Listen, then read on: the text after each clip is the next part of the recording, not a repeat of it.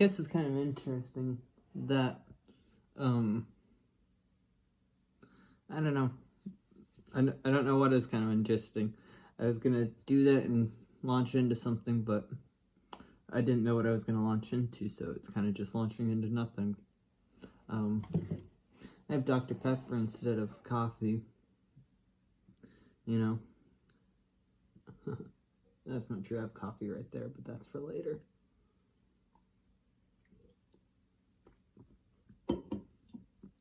Just sort of here right now.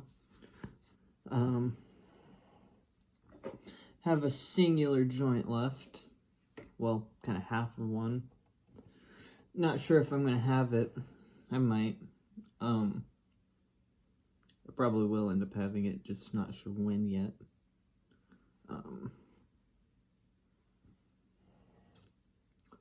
You know what? I can just have it right now. Actually, well, what time is it?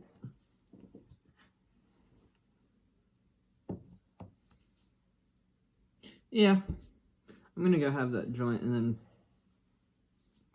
play a bit more, do a bit more of my thing,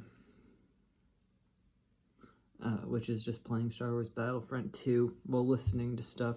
I listened to the entirety of, I finally finished the, I listened to the Nick Fuentes thing on Piers Morgan earlier. It was funny, but it's kind of just like, after a certain point, it just gets boring, because it's just the same things over and over again, and it's like, it's funny from, like, a certain vantage point, because, like, you know, I agree, because Piers Morgan's a fucking idiot, and it's like, you know, I don't get, you know, I'll agree with this, I don't get the whole fascination with things. It's like, you know, who gives a fuck whether Nick Fuentes is gay or anything? Like, what the fuck does that matter, you know? Like, sure, it might, like, even if he was with the whole Catboy thing, what does that matter? Because it's like, you know, that just seems like a non sequitur to, you know, not actually engage what he's trying to argue with. And it's like, you know, sure, maybe some of it's out there, but at the same time, you know, it's just, you know, who is anyone to, you know, just be that arbiter of, you know, you can't ask this question because of so-and-so circumstantial factors. Well, actually, so circumstantial factors are exactly why those things should be asked in the first place, you know? Like, you know, it's like, and I diverge from Nick Fuentes in that I completely abhor human sexuality. You know, I find it to be, you know, a very counterproductive and counterintuitive thing. It's not really, you know, it's, in my opinion, entirely based on manipulation, and causes more problems than it, you know, benefits anybody. And that's just my opinion, but, you know, I think I have some pretty good backing for it, you know, just, if a good look through history, I think whenever Marilyn Manson was on Bill Maher, he kind of divulged this in a very blunt fashion, which, here, you know what? Teenagers is the only thing that you can do is be abstinent, and condoms don't work. So kids are not going to use condoms because they're going to listen to you and figure, well, why should we even use condoms? And that to me is irresponsible. No, it's not. It's responsible because I'm telling them the truth. No sex and we haven't told violence? people the truth. No, you're making an irresponsible suppression of sex throughout history that's made people so violent. I think. No, wait a minute. You're making the irresponsible. You know, like that. And I think that's true, but, you know, I think that's really, it goes to show that there might be something counterproductive with that, because, you know, we can go around and say, you know, well, even that's based on terror management theory, because that is mortality salience. I'm getting ahead of myself. the sole purpose at the base level is procreation and continuance of a species. Okay, but we're humans. We have consciousness. We like things that feel good. We're addicted to making ourselves feel good, for better or worse. And like, yeah, it can feel okay, but it's like, a fucking song is better than whatever the fuck that bullshit is. Like a song can do so much more than whatever that is, because it's like, you can't actually trust, because it's supposedly based on trust, but the whole thing is just manipulation. I don't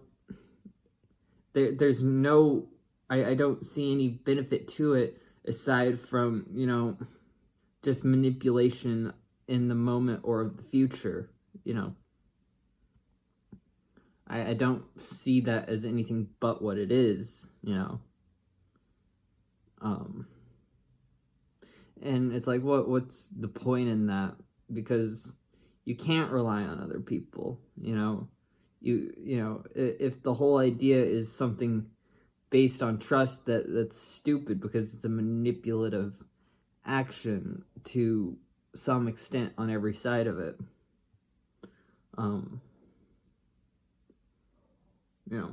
And I don't really like manipulation, so I don't know. Though it's constant manipulation, lesser magic. Even I do it. I'm, like how I present myself and all this is conscious and unconscious psychological manipulation, but it's also kind of, I don't like being on a camera. I do this at this point because, I can see myself talking to myself, and I know it is myself, but I guess it's sort of like Green Goblin and William Dafoe's Green Goblin and Spider-Man. Kind of like back to the mask metaphor. Though it's not really a mask, because I don't do whatever the whole thing is of, scary mask or dressing up. I just sort of am as I am in the moment, for better or worse, or at least I try to think that I am. Whether I am or not is debatable. Don't assume that I'm always with you. It's just where my mortal body happens to be.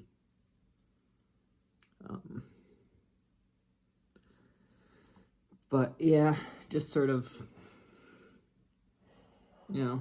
I have my room, or at least supposedly my room. I don't consider this my room. It wasn't my room. My room is over there, though not mine anymore.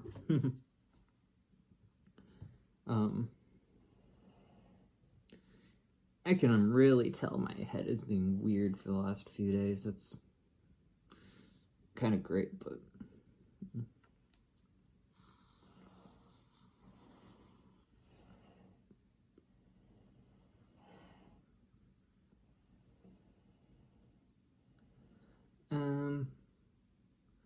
yeah, I have, let's see,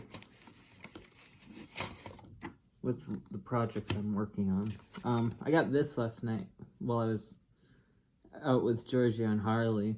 I found this, which is cool. Well, technically they found it, but there were 3, and so I grabbed one. But in terms of projects that I'm working on, I guess I have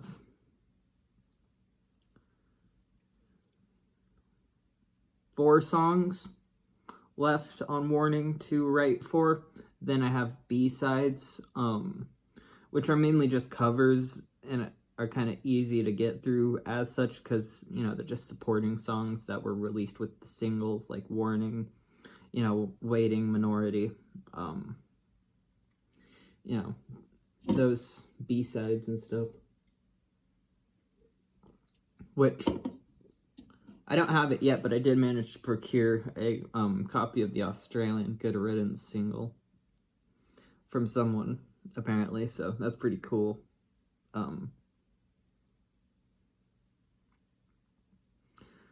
Then, you know, just sort of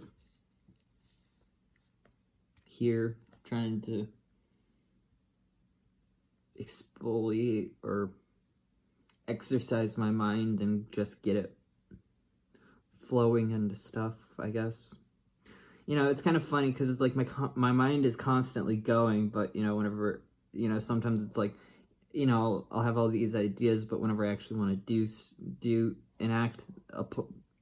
enact the application of the thought, you know, it's kind of just like, well, why? You've already thought it out, you know, there's no reason to go to the conclusion. It's already been considered in your head. You can already see it, you know.